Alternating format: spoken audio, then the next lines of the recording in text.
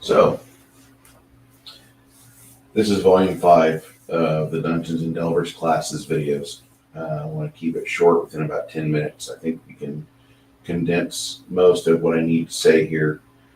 First off, what I do want to show is that if you want to play Dungeons and Delvers and you want to have the majority of your money, go to the wonderful people that have made this possible. And what I want you to do is go to this website, and let me present this to you. You're going to go to Big Geek Emporium, and you can go down here. There's a sale right now for $57.35. You can get the print hardcover. This is the core rules. This is the D20 version that I'm reviewing piece by piece by piece. And it is a great book. This is a fantastic book. This is a great game. This is a game where you have one book. It's all condensed within almost 600 pages within that. And the reason why I tell you to go to Big Geek Emporium is that they support independent people. There's nothing wrong with how you spend your time, but if you spend your money on small mom and pop shops, on mom and pop print houses, mom and pop creators, instead of giving your money to big corporate, you're going to do more for those local communities than what you thought possible. More of the money that you spend from Big Geek Emporium goes to the author David and Melissa Guile. That right there means a lot. So, on with the show. And you know, I totally boomered it. Shit. I'll just throw this. All right. Here we go. There we go. Get over there. Damn it. Okay. Give me David Guile. Thank you. The Dungeons and Delvers core rulebook for the PDF is right here. The hardcover is right here. There is another version if you don't want to play a D20 version, if you don't want to play something like the D20 version, which is like Dungeons and Dragons, any of the editions, you can buy the die pool system and you'd be just as happy. Both systems are fantastic. David and Melissa spent a lot of time on this, and I think you guys will enjoy it quite a bit. Go to Big Geek Emporium, support independent creators, support independent houses. Say no to big corporate. Say no to ESG. You'll like it. Okay. So, I was just kind of looking at the cleric for a little bit here before we went into the fighter. And I know, clock's ticking. Clock's ticking, Bruce.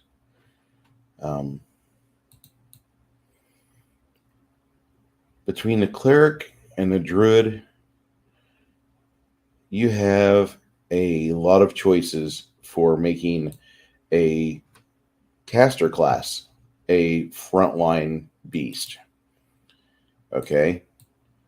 And I'm just going to say that because we have a lot of things here in the trickster domain, which require just a little bit of favor here and there. You got the war domain, which not as many options as other domains, but still fantastic. And just so you understand what I'm talking about, you get these talents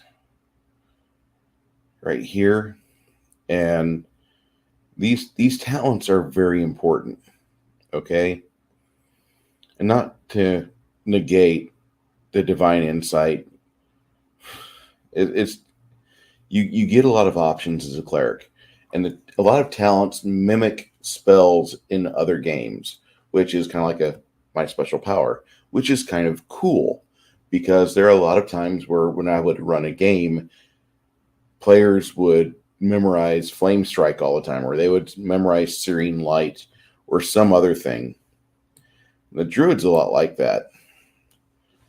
The druid does a lot of things that are about equal to the cleric. Now, while these don't have the tanking options as a fighter does, I thought I...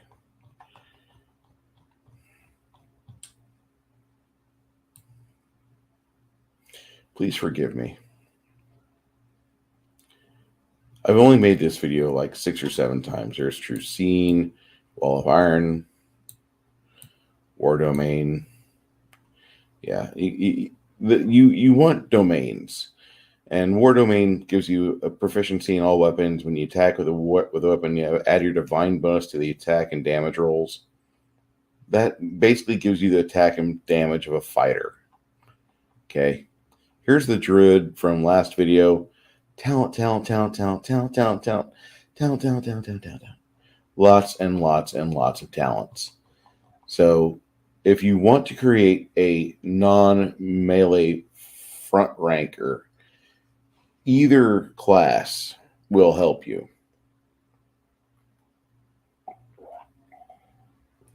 Okay. Let's go to the fighter. I think it's important to touch base on some of the things we didn't talk about, but were glazed over in the previous video.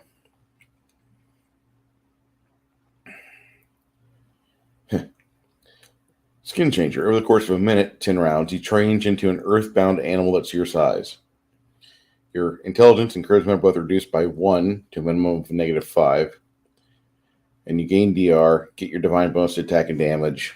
Equipment carry doesn't change. It might be destroyed. While your animal form varies, choose whether you're considered to be a predator or prey. Pretty cool stuff. Come on. For 32 gigabytes, it's not scrolling fast enough. Okay. This is the fighter. The fighter is a bad man. And create a fighter if you want to test this campaign for the combat system, because the fighter is all about, it's brass tacks time. Okay. They get 4 attacks around at level 20, weapon mastery, talents up the wazoo. You get weapon specialization at the period where like everybody else gets like a +1 to hit. You get weapon spec. Just keep that in mind. Okay. The first point grants you the benefits of weapon specialization at 5th, second gains at 10th, and third gains at 15th, fourth, which is gained at 20th level. Okay. At 10th level, you get a +1 to hit when wielding that weapon. 15th, your attack roll is considered a higher piece when determining whether or not you can trigger an exploit. Exploits are things that just require you to hit a certain AC and you trigger an exploit. That's pretty cool. Like binding attack. You have to have free hand to trigger the exploit.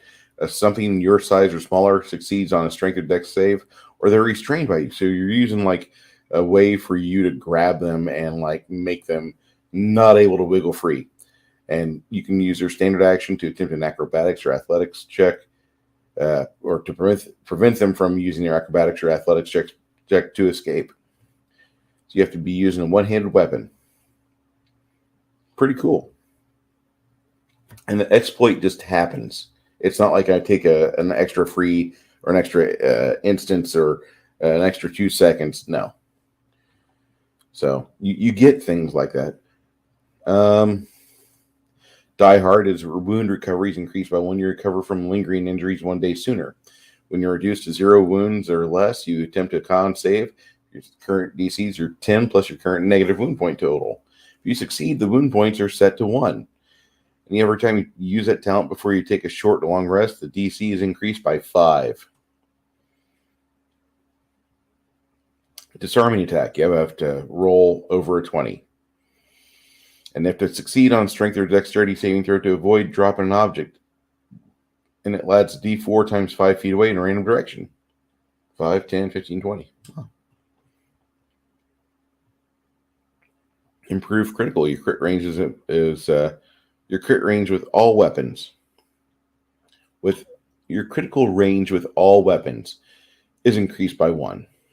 No prerequisite. Point blank shot requires that I get a +1 damage against creatures within short range. Nice.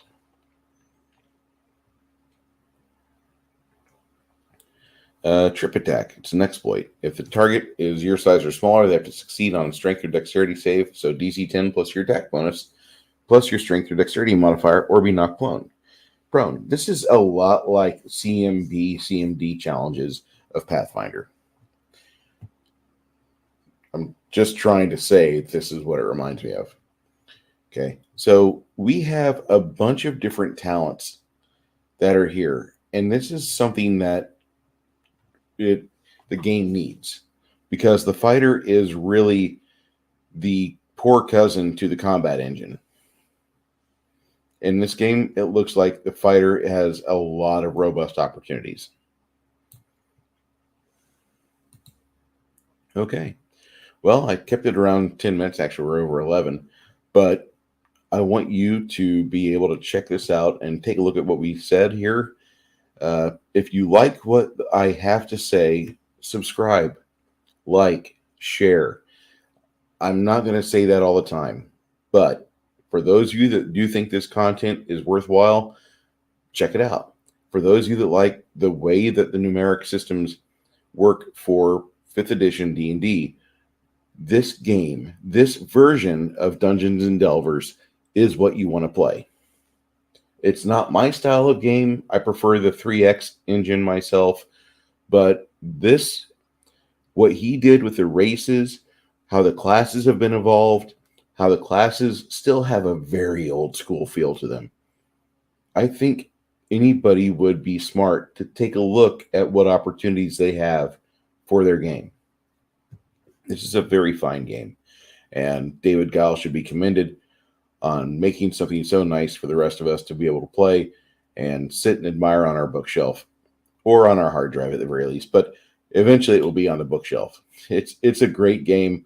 Check this out. If you like what I have to say, stay tuned. In the next couple of days, I'll be throwing up a video for monks. Monks are badass, and it's just a lot of fun. This is the game that I would rather see you play than 2nd edition Pathfinder or 1 D&D. Pick up this campaign. Pick up this book. Start reading through it. Tell me that you don't love it because the races are so fucking cool. This is one of those games that you give your little nephew or your niece if she's into that sort of thing, and that's good. That's great. This is the type of game you give your little ones in the family. Like, hey, listen, when you want to play this, you got to get together. We'll do it for like 5 or 6 hours. We're going to play for about 5 or 6 hours. And if your mom and dad want to play, that's great. And I'll show them how to play. It's a long day. So, and when we play, I don't want you playing with your iPad. I don't want you pulling out your Android. We're going to play this. And you show them this game. And this game, it has a lot to do with various things. There's certain things in the text that when you're reading it, your imagination feels like a 7-year-old or 8-year-old again, and you feel like you cracked open The Hobbit for the first time. And that's kind of how I feel whenever I look at the races of this book. And I mean, I'm just trying to infer to you that if you have a gaming itch and you want to play something like a big corporate game, but you don't want to, this is a very fine product. And this weekend, I'll be talking to T-Shirt Historian and David Guile on the T-Shirt Historian stream this week in Geek. I look forward to having David in the panel with us because I think it's going to be a blast. Anyway, everyone, have a great night. Have a great morning. Have a great day. Do share, like, and subscribe. Thank you so much for being here.